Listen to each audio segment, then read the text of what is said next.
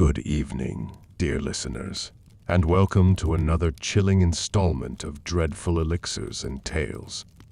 I am your host, guiding you through the shadows where reality and the supernatural intertwine. Tonight, our journey takes us into the heart of a forsaken carnival, a place where the boundary between the living and the lost is perilously thin. As the night unfolds, allow the dark allure of our story to envelop you. To accompany this eerie tale, I present to you our signature mocktail, the Carnival Nocturne. A drink as enigmatic as our tale. It blends deep, rich blueberry flavors with a hint of floral lavender and a touch of citrus, evoking the twisted allure of a dark carnival. So pour yourself a glass of this shadowy elixir and let the echoes of the carnival draw you into a world where escape is but a fleeting illusion. Prepare yourself for an adventure that will linger in your thoughts long after the final word is spoken. Echoes of the Midnight Carnival. Nick, 18, and his younger brother Alex, 16, stood before the rusted gates of the old amusement park. The place had been abandoned for years, long enough for its once vibrant colors to fade into the dull tones of decay. They'd heard all the stories, the ghost tales passed down by older kids, and the daring whispers exchanged in the school hallways. But none of that scared them. They were different. They were here to prove that the Carnival of Echoes was just that, a bunch of echoes from the past, nothing more. Nick's heart pounded as he stared at the entrance, overgrown with creeping vines and graffiti that screamed warnings in the forms of skulls and jagged words. "You sure about this?" he asked, his voice betraying a hint of nerves. Alex, ever the cocky one, shrugged with a smirk. "Come on, man. It's just an old carnival. We'll check it out. Maybe get a few pictures, and then we can tell everyone how lame it is." Nick sighed, glancing at his brother. Alex was still in his junior year, not yet weighed down by the responsibilities that Nick was beginning to feel as a senior. Maybe that was why Alex was more willing to throw caution to the wind. Or maybe it was just plain teenage invincibility. Either way, Nick couldn't back out now. His pride wouldn't allow it. The gate creaked loudly as they pushed it open, the sound echoing through the empty carnival grounds like a warning. The air inside was thick, stifling. Gone were the cheerful sounds of laughter and music that had once filled the park. In their place was an eerie silence, punctuated only by the occasional groan of decaying rides. The brothers walked forward cautiously, their shoes crunching on broken glass and dried leaves. The Ferris wheel stood tall in the distance, its cars swaying gently in the wind. The carousel sat nearby, its horses frozen mid-gallop, their chipped paint and cracked eyes giving them a sinister appearance. "Okay," Nick muttered under his breath. "This place is creepy." Alex laughed, though it was forced. "Yeah, but still. Nothing to be scared of. It's just old." As they wandered deeper into the park, something began to shift. The air grew colder, heavier, almost suffocating. The lights flickered, even though they shouldn't have been working at all. Nick felt an uneasy twinge in his gut. They should leave.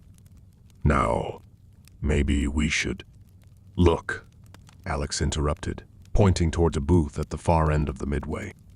It was lit up, bright and colorful, standing out against the backdrop of decay.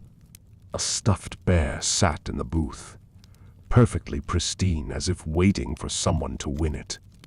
Nick's blood ran cold.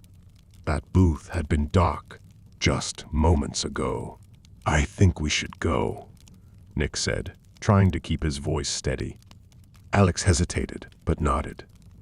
"Yeah, okay. Let's—" A voice interrupted them, soft at first, barely more than a whisper. "Leaving so soon?" it asked, playful and mocking. The brothers froze, exchanging terrified glances. From behind one of the old food stalls emerged a figure, a clown.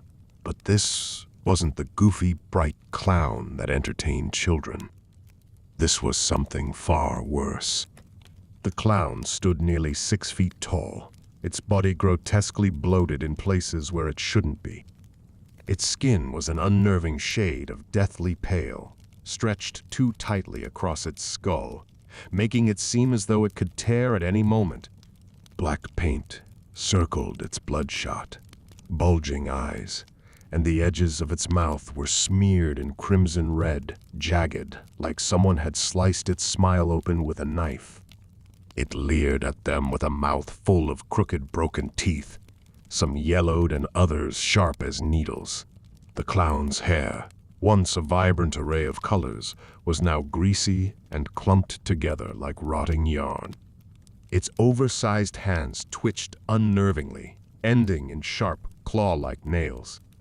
The clown's clothes were a patchwork of torn fabrics, stained with dark, wet streaks that looked disturbingly like dried blood. "Well, well, well," the clown cooed, its voice a sick, sing-song mockery. It took a step forward, its enormous, bloated feet slapping the ground with a wet thud. "What's the rush, boys? The fun's just getting started." Nick grabbed Alex's arm. "We need to go. Now." They turned and ran, sprinting back towards the entrance, their hearts racing in their chests.